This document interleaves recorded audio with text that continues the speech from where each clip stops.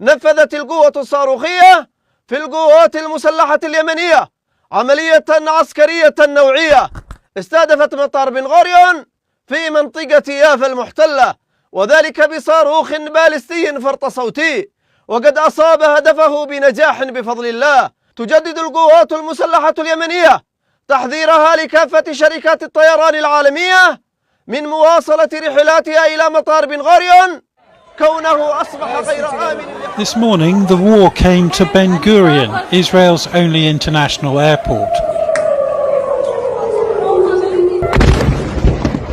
Whoa! Whoa! Whoa, is the boom! There's one foreign militant group still capable of launching such an attack, and it fired a missile which landed not far from the main terminal building.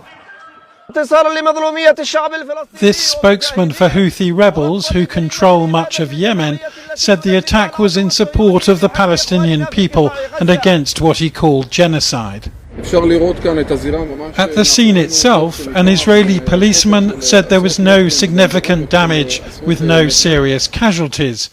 But European and American airlines have cancelled flights, and after weeks of Houthi missile launches, one was eventually bound to get through. Israel bans journalists from Gaza, but the army has provided these pictures of its expanding military operation, involving the mobilization of thousands of reservists.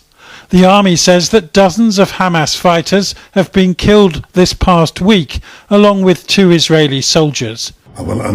We have 2 missions, one to bring our hostages back and 2 to defeat Hamas. Hamas will no longer be there. You have to understand this. But protesters in Tel Aviv accused their Prime Minister of being more focused on military victory than releasing hostages. 59 of them are still missing, with only 24 of them thought to be alive. And the longer this war lasts, more of them could be killed. The main issue is that the military operation is going stronger and stronger, and they're talking about bringing more troops and reserves, and we're really afraid that it's going to kill most of the hostages. But what of Gaza's people themselves? Inside their family tent, Ahmed's parents take off his top to show the effect of Israel's aid blockade on the body of a 7-year-old child. His smallest sibling, Khaled, weighs just half what a 9-month-old should. This, one of more than 9,000 children, UNICEF says have been treated for acute malnutrition in Gaza so far this year. Jonathan Rugman reporting there. Well, I've been speaking to Mahmoud Al-Saka, who is in Gaza, where he runs Oxfam's food distribution security. I asked him to give us a sense of the situation on the ground right now.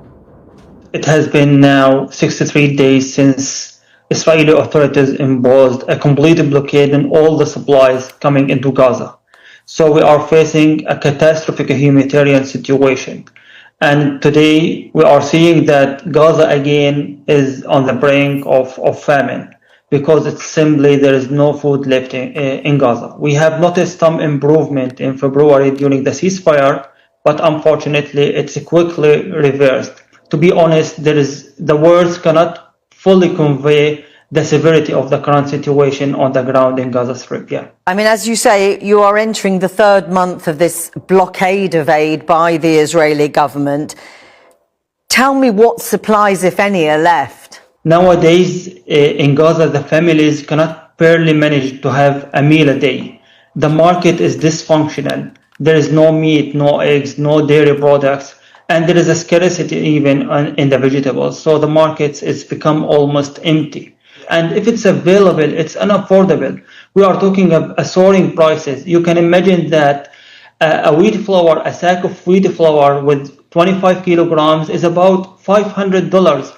It used to be by $15. Community kitchens nowadays are the only lifeline for food assistance now. The people spend hours in front of these community kitchens in order to get their meals, and it's not guaranteed even to have their meals. The people, you can see the people are gathering the remnants of the food from the ground, and the children is craving the last bits from the empty food containers.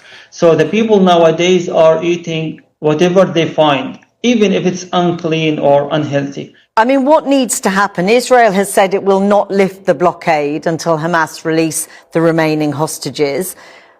What do you want to see? Is it pressure from the outside world on Hamas to release the hostages? Pressure from the outside world on the Israeli government to move their position? What would you like to see now? What we would like to see is to not weaponize the food. According to the international humanitarian law, it's not even allowed to use the food and the humanitarian supplies as a weapon, as a means for make this pressure to Hamas or others. They need to have a pressure and more pressure on the Israeli authorities to open the crossings and borders so we can get our supplies and the humanitarian supplies without any restrictions. We need to work freely in supporting the people without taking all these issues into consideration, the militarization and the weaponization of the food. And can I ask you finally, and very briefly if you would, do you think the outside world should be ashamed of its approach to Gaza at the minute? I'm not sure how they are just passively scrolling, this horrifying images and videos that the suffering of the Gazas without having an action to all these things. This is make a lot of people are losing faith of the international community and the international community principles and laws. So this is why we are insisting there is still a window for interventions, an urgent intervention and action in that regards to support and to save the people who are living here. Mahmoud Al-Saka, thank you very much for talking to us today. Thank you. Well, also earlier I spoke to the Labour MP Emily Thornberry, who's chair of the Foreign Affairs Select Committee, and I asked her first for her assessment of the situation in Gaza. There is absolutely no excuse for holding back on aid and food and supplies to be allowed to go into Gaza. The Israelis simply must allow the gates to be opened. We cannot allow food to be simply rotting on the outskirts of Gaza and people to be starving within it. These are innocent civilians. It is quite wrong. They must be allowed to have aid. I mean, we've just spoken to Oxfam's food security lead, who accuses the international community of passively scrolling through horrific images of what is happening in Gaza and doing nothing. Is he right? I think anybody who sees those pictures cannot be passively scrolling. I do think that's insulting. It is really difficult, though, when you make it perfectly clear to the Israelis what it is that the international community believes beyond shadow of doubt that they should be doing, and the Israelis simply refuse to do it. There can be a way, it seems to me, and that's this. I think that we have to take a lead from the Americans. The Americans have to step up on this, and they have to speak unequivocally to the Israelis and make it perfectly clear to this far-right government that their behaviour is unacceptable and they must allow aid into Gaza. So we must find a long-term solution, and at this stage what we need is for the Americans to step up, to give permission to a group of other countries who are prepared to do this, to sort out a peace settlement for the region. There has to be a chain of pressure here, doesn't there? It is not enough to say the Americans must pressurise the Israelis. Is the UK government doing enough to pressurise the Americans to put that pressure on Israel? I think that the way it should work is this. I think there's going to be a conference in June in New York with the Saudi Arabians and the French and the British and probably some other countries as well. And at that stage, I believe that the British and the French should recognise the state of Palestine. We should then be speaking to the Americans and saying, we will go away and sort out a solution to this problem, but we need to do this with you. We know when the Foreign Secretary David Lammy met his Israeli counterpart just a couple of weeks ago, we are told that he did speak about lifting the blockade. But if the Israelis are not listening, what more should we be doing? What more should the UK be doing? I genuinely don't think that the British could be any clearer about what it is that we think the Israelis should be doing. But I think that additional pressure needs to be put on by the Americans. The UK has to put more pressure on the Americans. And many people would say Keir Starmer is simply not doing that. It's difficult to know what's going on behind the scenes. I mean, clearly, we've had President Trump saying that we should treat the Gazans nicely, I think is his phrase. which is clearly not happening on any level. But he needs to be much clearer about it, and he needs to put much more pressure on the Israelis than he's doing at the moment. And yes, the international community needs to be perfectly clear with Trump that that is what's needed. The point is we can discuss and suggest that a lot is going on behind the scenes. But surely the stance that the UK government, specifically the Prime Minister, has taken with Trump, he's been accused of playing softly, diplomacy rather than boldness. Does he need to be bolder with President Trump about his dealings with the Israelis?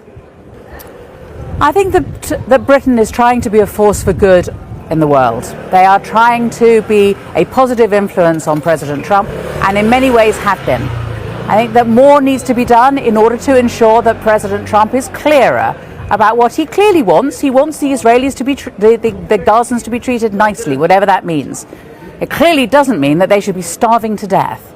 And clearly President Trump needs to make it clear to this far-right Israeli government that it is unacceptable for them to behave in this way, and we cannot be allowing innocent children to be starving to death in Gaza.